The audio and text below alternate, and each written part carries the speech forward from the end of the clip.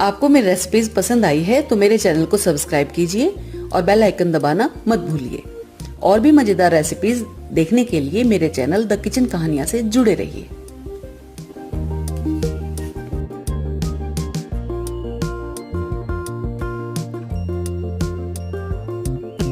केसर मावा लड्डू बनाने के लिए मैंने 250 ग्राम मावा लिया है। ये मैंने घर पर बनाया है। इसकी रेसिपी आप मेरे चैनल पर देखते हैं।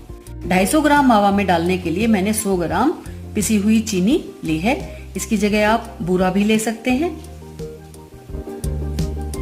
2 बड़े चम्मच दूध लिया है। 2 बड़े चम्मच कसा हुआ नारियल लिया है। चुटकी भर हरी इलायची पाउडर है। कुछ बादाम को मैंने बारीक काट लिया है और गार्निशिंग के लिए मैंने पिस्ता को बारीक काट कर लिया है। 1 बड़ा चम्मच देसी घी हम यूज करेंगे मावा को भूनने के लिए। और केसर लड्डू बना रहे हैं तो कुछ धागे हम केसर लेंगे।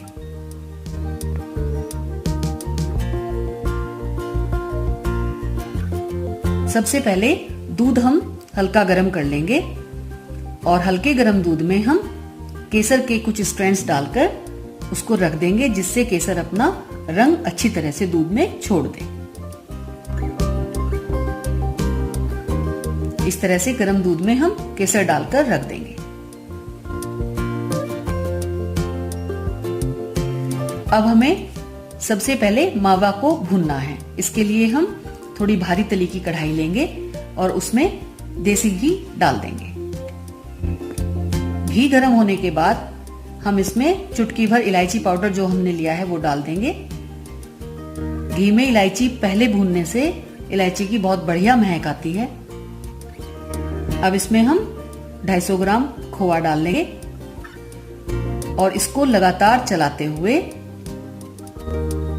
मीडियम और कम आंच पर हम मावा को भून लेंगे।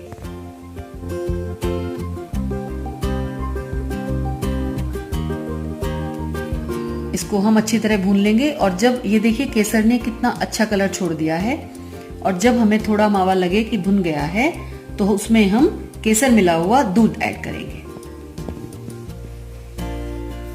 और मावा को हम अच्छी तरह से दोबारा भूनना स्टार्ट करेंगे।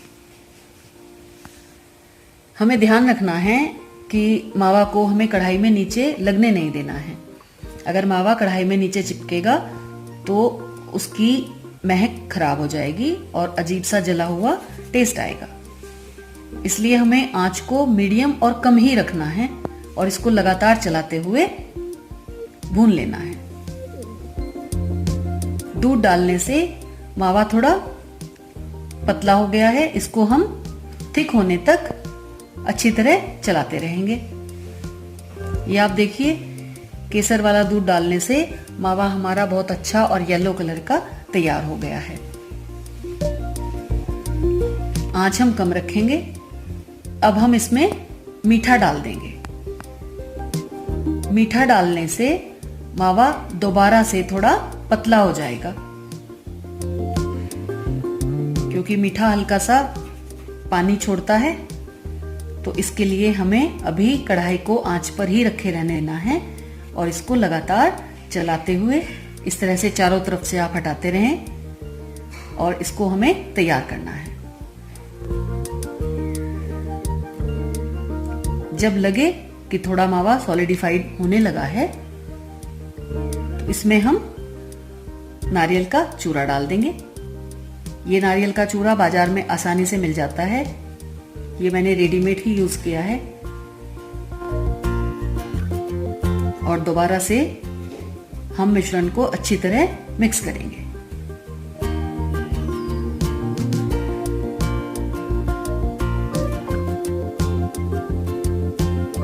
साथ ही इसमें हम कटे हुए बादाम डाल देंगे। ड्राई फ्रूट आप अपने पसंद से काजू, किशमिश, बादाम कुछ भी डाल सकते हैं, लेकिन जिस तरह से हमारे लड्डू का कलर आएगा तो इसके ऊपर गार्निशिंग अगर आप पिस्ता से करेंगे तो वो बहुत अच्छा लगता है। अब इसको हम लगातार चलाते रहेंगे। आंच हमने बिल्कुल कम की हुई है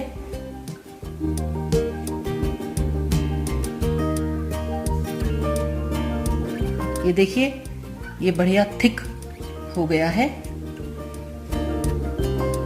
अब हम यहाँ गैस बंद कर देंगे, लेकिन उसके बाद भी हम थोड़ी देर बंद गैस पर भी इसको हिलाते रहेंगे।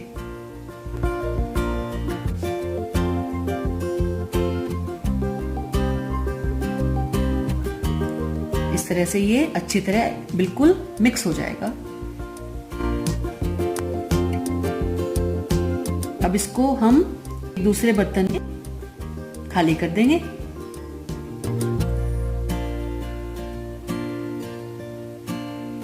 और अब हमें आधा घंटा इसको फ्रिज में रखा है, क्योंकि गर्मी का मौसम है। अगर आप इसको सर्दी में बना रहे हैं तो आप इसको आधा घंटा बाहर रूम टेम्परेचर पर ही छोड़ सकते हैं। बस हमें चेक करना है आधे घंटे बाद जो हमारा मिश्रण हमने बनाया था उससे लड्डू की शेप होल्ड हो जाए। ये देखिए, बढ़िया लड्डू बन गया है। और ये जो हमने पिस्ता लिए थे बारीक काट कर, इससे हम गार्निश करेंगे। और इसी तरह से हम सभी लड्डू अपने मनपसंद आकार में बना लेंगे।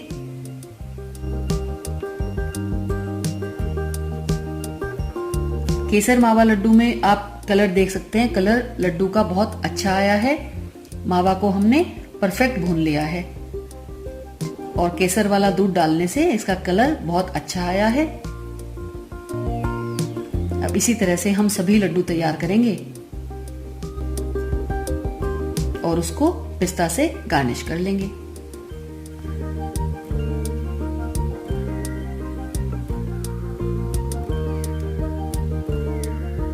ये सभी केसर मावा लड्डू तैयार हो गए हैं। लीजिए, खाइए और मजे लीजिए।